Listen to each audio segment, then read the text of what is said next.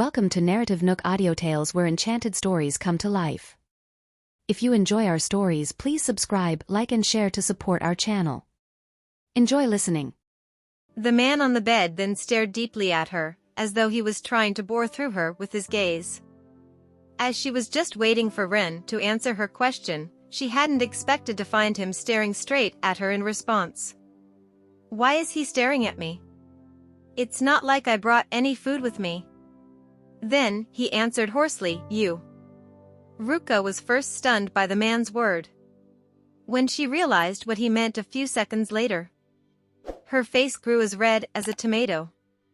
Looking at her turning red, Ren smiled and said, "Bring me some porridge." She then left in a hurry and came back soon after with a bowl of nutritious chicken porridge in hand. Sitting on the edge of the bed, she handed the bowl to him and said, "Here, the porridge you wanted. Eat up." "Feed me," Ren demanded.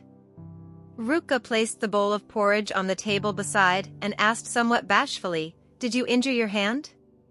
He replied, "No, but I want you to feed me." His eyebrows slightly raised, as though he was implying that he would not eat unless she fed him. Left without any other choice, she abided by his wishes as she felt it was fine feeding a patient. Next, she pulled a chair closer to the bed and took the bowl of porridge. "All right. I'll feed you, so sit closer to me." With one hand on the edge of the bed as support, Ren scooted and leaned closer to her to make things easier for Ruka. As the porridge was still somewhat hot, Ruka took a spoonful of porridge and blew on it before she fed the man. Content with the treatment, Ren ate with a smile so wide that his one-sided dimple appeared. "Is it too hot?" she asked. "It's fine," he answered with his eyes locked on Ruka's face. With how close she was to him that he could smell her fragrance from her, it felt as though she was secretly leading him into temptation. However, Ruka only concentrated on feeding the man. Only when she was halfway through the bowl of porridge did she realize that Ren had been staring at her. Blushing inadvertently, she said, "Don't just stare at me." Smiling, Ren asked, "Where else should I stare if not you?" "Anywhere else but me," Ruka answered while feeding the man another spoonful of porridge. When she noticed the bowl of porridge was close to empty, she felt an inexplicable sense of accomplishment. Just then, a knock came from the door. Before Ruka could react, Elijah entered intending to give the important documents in his hand to Ren. However, when he noticed Ruka feeding the dignified vice president, he was baffled for a moment before he quickly turned his back on them and went out the door. On his way out, he turned his head to the two and said, "Please, continue." With Ruka's face as red as a tomato right now, she roughly placed the bowl of porridge in Ren's hands and said, "Eat it yourself. I'm done feeding you." Then, she turned her back on him, stewing in embarrassment. Looking at Ruka's bright red face, Ren stifled his laugh and said, "Everyone around me knows about me liking you, so there's nothing for you to be ashamed of." Ruka blinked and stared at the man. "Why do they know? Some things don't need to be said. They have eyes themselves after all," Ren answered. Then, he finished the last spoonful of porridge elegantly. As the man was done with his meal, Ruka proactively went and cleaned up the bowl for him. Just then, her phone rang. Realizing that it was Caspian who had called her, she felt a tug at her heartstrings. She then said to Ren, "I'm going out to take a call." As the man's insight was keen, Ren could guess who the caller was with a glance. In an unpleasant tone, he asked, "Is it from the boy who confessed to you today?" Ruka nodded, albeit with a guilty conscience. "Yeah. I don't know what he wants, so I'll have to answer the call," she answered while she was on the way out of the room. "Answer the call here," Ren ordered sternly. He wanted to know just what that boy was planning with this phone call at such a time. Left without any other choice, Ruka went near the windows and answered the call. "Hello." "Hey, Ruka. It's me. Have you had dinner yet?" "Yeah," Ruka replied. She didn't want to give him the opportunity to invite her out for dinner. It's a Friday night, and tomorrow's the weekend. I heard there's a popular movie showing tonight. Do you want to go watch it together? As Ruka expected, Caspian did call her to invite her out. Inviting someone to watch a movie was one of the ways a date would go for the younger generation. Nonetheless, she refused politely. Sorry, I have something going on tonight, so I can't go watch it with you. Since she was focused on the phone call, she was oblivious to the fact that Ren had gotten out of bed and silently came behind her. It was when she noticed a shadow looming over her did she turn around in surprise. However, it was all too late as Ren snatched Ruka's phone from her hand. As she let out a small gasp, he said coldly on the phone, "Stay away from her." His voice was filled with intimidation. "Who are you?" Caspian asked angrily. Since he was still young and rather impetuous, he was naturally upset when the pleasant conversation he had was interrupted by someone's warning. "I'm her boyfriend," Ren answered as he enunciated each of his words slowly before he ended the call. Widening her eyes in disbelief, Ruka thought, not only did this guy just give Caspian a warning, but to even go as far as pretend to be my boyfriend? Then, Ren unhappily tossed Ruka's phone onto the couch. Although he was unwell, he still exuded an arrogant and dignified presence. At this moment, with his lips tightly pursed, he gave an icy glare at Ruka. "Are you really going to accept his confession?" Feeling an overwhelming sense of oppression from Ren, Ruka subconsciously took a step back. "This is my personal affair. Please, don't ask me about it, okay? Do you think that I'll allow you to go out with him?" Ron asked sullenly. Listening to the man's tone, Ruka felt the urge to rebel against him. "Rin Hassan, just who do you think you are? Besides my parents, no one else has the right to oppose whoever I choose to be with," she retorted with her voice raised. Is this man planning to ruin his reputation? Perhaps because he hadn't expected the docile Ruka would refute him so vehemently, Ren was somewhat taken aback. Ruka gasped slightly. Her eyes were filled with determination as she pursed her red lips. "I know you're someone in a high position, but you have no right to intrude on my freedom to be with who I want. I have the right to like any person I wish, and that person isn't you." After she was done talking, she decided to leave the place. Since she had decided to cut off the ambiguous relationship she had with him, then she had to walk the talk. Furthermore, Ruka had also taken into account what Victoria said to her. As the latter was madly in love with Ren, Ruka couldn't discount the possibility of her going crazy and dragging his name through the mud out of resentment.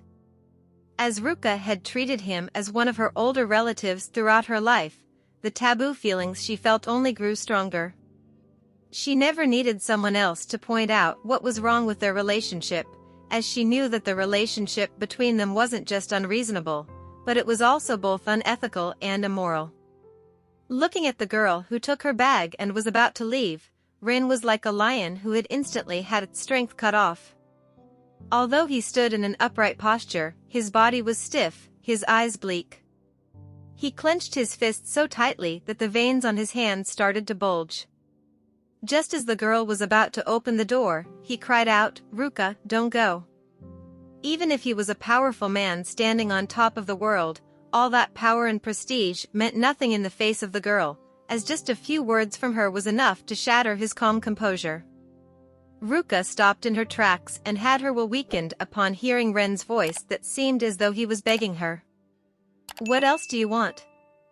Ruka asked in a softer tone than before, but still kept her back at him. "If there's nothing else, then I'll be staying over at my friend's place tonight." "I do. I need you to stay here and take care of me." The man's deep voice sounded. "Not only are there so many nurses around, but there are even your men and bodyguards here." "I'm sure there are more than enough people here who will take good care of you," Ruka retorted. "The only person I want is you," Ren replied with his voice turning hoarse at the end. "Just what does this man want from me?" Ruka's heart was in complete disarray. Before Ruka could think of how to reject the man, Ren had passed her by, opened the door and shouted, "Elijah, come." Elijah instantly heeded Ren's call as he appeared by the door. "Sir, what are your orders?" "I want to go home." "Settle the paperwork for me to be discharged," said Ren. "You mustn't. The hospital director said you must be hospitalized overnight so that the hospital can check on your condition." Elijah immediately rejected Ren's request. As Ren had been experiencing refusals over and over again today, he grew slightly irritated as he grumbled, "I'm the one making the calls here. Go and prepare the car." After that, he said to the girl behind him, "You shouldn't bother your friend, so just come home with me." Ruka was dumbfounded by what Ren said, since it was precisely because she didn't want to share a room with him that she decided to stay the night at Rita's place. So, she refused. "I'm not going with you. I want to stay at my friend's place tonight." Words couldn't describe how terrible he looked right now. His expression forbidding, Ren vented his anger on Elijah, the man who was currently stuck between a rock and a hard place. "Why are you still standing here? Get a move on." Ruka was also startled by the man's words. Just what is wrong with this man? Although he was trembling with fear, Elijah straightened himself for Ren's sake. "Sir, since Hart is showing symptoms of arrhythmia, the director has advised you to stay the night in the hospital so that they can monitor your condition." As Elijah's words immediately captured Ruka's attention, she immediately asked, "What's wrong with his heart?" Even though the person in question was just in front of her, Ruka asked Elijah instead. This made a certain someone to look askance at her with a surge of displeasure rising inside him. "Miss Singed, may we talk as we walk?" Elijah was much bolder than Ruka, as he asked for her to leave a certain someone's side. After Ruka took a glance at the clearly displeased man beside Elijah, she simply left the ward and shut the door behind her. As she walked beside Elijah, he explained to her, this afternoon when Sir had just returned to the White House, he suddenly said that he wasn't feeling too good with his heart. After a series of tests in the hospital director decided to keep him here for one day to monitor his condition. "Miss Singed, please. You have to persuade Sir to stay the night here. He'll definitely listen if it's you saying it." Slightly curious, Ruka asked, "Did he ever have any problems with his heart?" "No. Sir has always been healthy. I assumed that it was because he was agitated over something today. Ever since he left the conference room back then, the colors on his face didn't look so good." Saying that, Elijah had an emphatic gaze on Ruka. Ruka's breathing became slightly irregular as she thought, "Does this mean the reason that man is like this was because of me? Did my words agitate him?" "Miss Singed, you saw just how obstinate Sir was just now. If you don't persuade him, he'll definitely be going back home tonight. For the sake of his health, can you please restrain your anger at him for now? It's not like I wanted this to happen either." She sighed inwardly. "Then I'll persuade him to stay in the hospital." She nodded. "It's best if you can stay here and take care of him as well, Miss Singed," Elijah suggested. This time, Ruka sighed outwardly, albeit faintly. "Fine, I'll do it." At that, Elijah became secretly relieved. Since he had come to the assumption that Ren's heart condition was related to Ruka, he had decided that the best way to cure him was to prescribe the right treatment for him, namely spending time with Ruka. When Ruka went back into Ren's ward, the latter was sitting on the couch and kneading his forehead with a tired expression. "You should stay in the hospital. I'll stay and take care of you," she said while standing behind the man. "Weren't you going to your friend's place?" Ren tilted his head slightly at her, revealing just how beautiful his side profile was, as the features of his face were well defined. Ruka replied in a helpless tone, "Your illness is much more important." Then, Ren turned his full attention to her with his deep gaze locked onto Ruka's small face in an attempt to see if she was really willing to stay and take care of him. As Ruka met the man's gaze, She felt as though she was looking at the eyes of a spoiled brat rather than that of a mature man. "All right, I'll stay." Ren finally stopped throwing his temper and demanding to go home. As Elijah had arranged dinner for the two of them, both Ruka and Ren sat by the window and helped themselves to dinner. Although they were in a hospital, the food here was delicious. Not to mention, Ruka was also hungry at this point. On the other hand, the man sitting opposite her didn't have much of an appetite, so he enjoyed cup of tea in his hand while admiring the way the girl was eating instead. Looking at the girl now, Ren felt that she wasn't much of a lady, as she ate a large drumstick with her hand. She then asked, "When did you start liking me? Why didn't I know?" At that, he only smiled at her in response. Recalling her past, Ruka had only returned to the country once every 2 years after she left for abroad at the age of 16. However, she never got to meet him every time she was back, so she disregarded the times she had been back. Hence, she was unclear just when Ren had started having feelings for her. "When you were 5 years old, you were just a little brat that kept pestering me.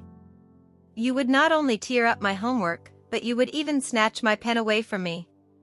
When you couldn't get what you wanted, you'd even start crying out loud. You were like a small little tyrant back in the day." Ren reminisced about the past.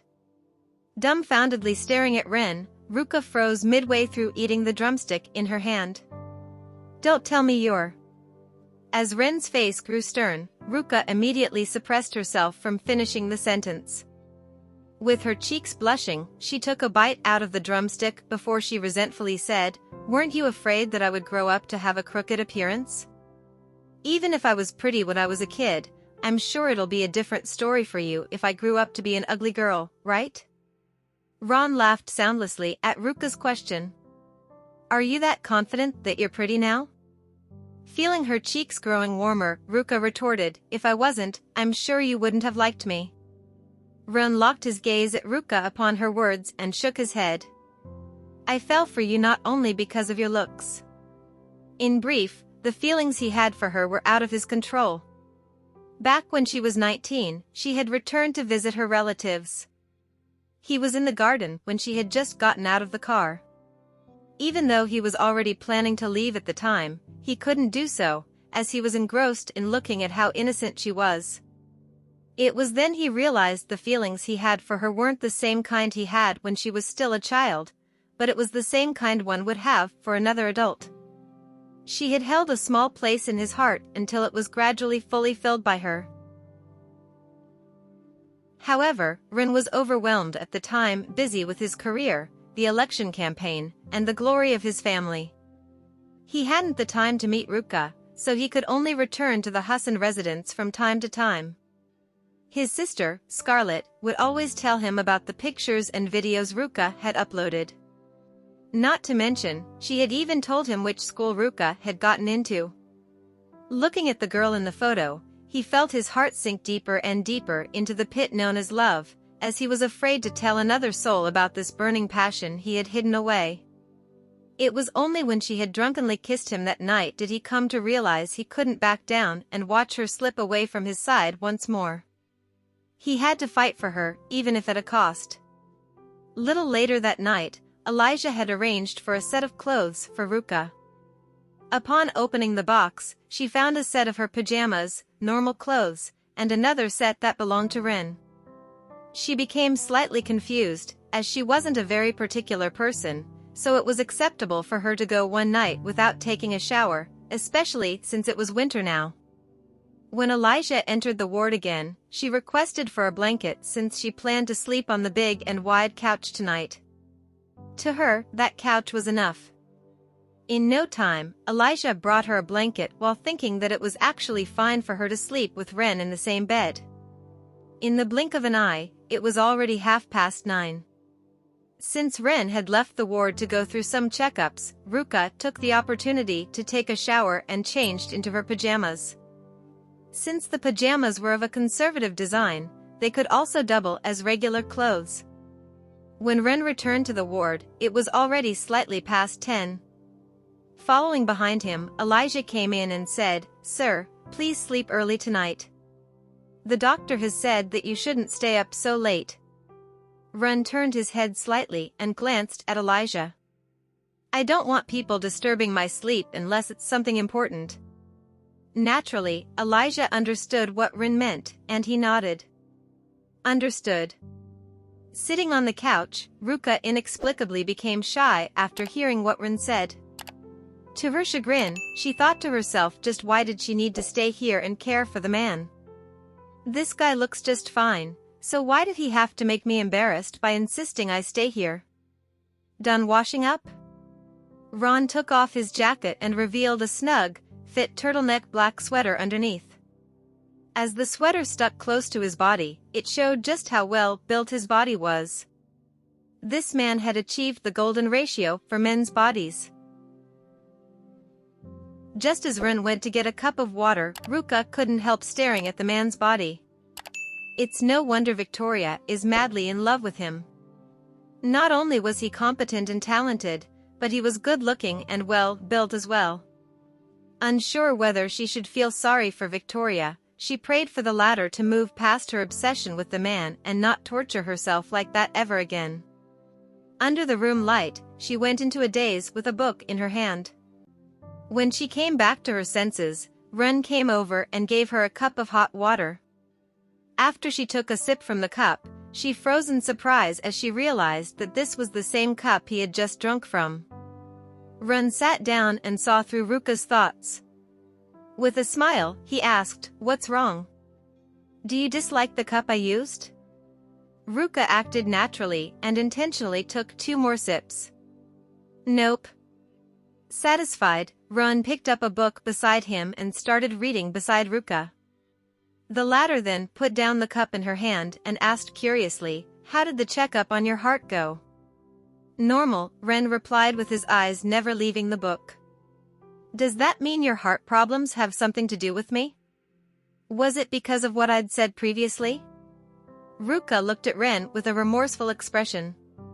Ren had to admit that his ever-healthy heart actually had symptoms of arrhythmia just because of a few words from Ruka, so he sighed and said, "Yeah. It was." Unable to stop feeling remorseful, she said, "How am I that important to you?" With his brows raised, the man looked over to Ruka. "Does my feelings for you give you pressure?" However, Ruka couldn't deny that it was so. Not only that, but the stress was just as huge as a mountain that was suffocating her. She turned her head and stared deep into his eyes before she nodded. "Yes, it does. A lot of it."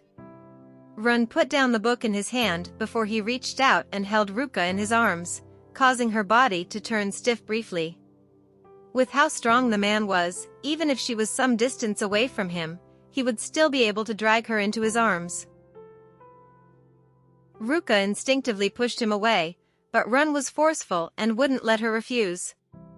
He pulled her close into his embrace and put his chin on her head. "All you have to do is just stay by my side, and I'll handle the rest. I'll handle it all, whether it's from the public or the elders." At that moment, Ruka was concerned about him. Isn't he tired from dealing with all these matters? She thought. She felt aggrieved about this whole situation, and she pouted. "I haven't even had a proper relationship," she said, as if she silently protested that she didn't want him to have his hands wrapped around her so quickly. Ron couldn't help but feel happy when he noticed that she had somewhat accepted him. He nuzzled his chin against the top of her head and asked, then, "How would you like to have it?" Every woman longed for the type of love that was undying and dynamic in their heart, and so did Ruka.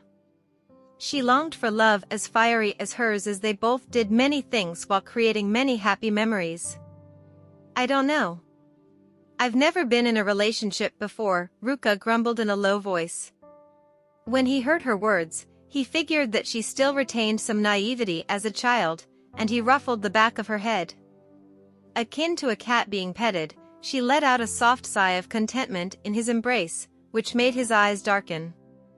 After he gently ran his fingers through her hair, he grabbed her chin with the other hand and lifted her face. Ruka was enjoying the movements of his hands when she was suddenly forced to raise her head. Her dazed eyes were met with his passionate ones, and she knew what he was implying. Before she could stop him, he had already leaned down and pressed his lips against hers. Humph, Ruka's noises of refusals gradually became one of pleasure. This sparked something possessive inside Run, and he wanted to pull her closer to him as if trying to mold her inside of him. After some time, she slowly lost her breath as he kissed her like he was tasting something delicious. The kiss deepened as the atmosphere in the room heated up due to their arousal. Then, just as she was breathless and too embarrassed to open her eyes, he suddenly let go of her. Is he finally satisfied? She wondered. It was also at this moment when Ruka felt herself being carried bridal style by Rin toward his bed. Ron, what are you doing? Ruka was getting anxious now as she figured she had just jumped into a dangerous situation. Thank you for listening. If you have enjoyed this story, please like and share so others can see it too. Also hit the subscription button and notification bell so you can be notified on our next release. Thank you for your support. God bless you.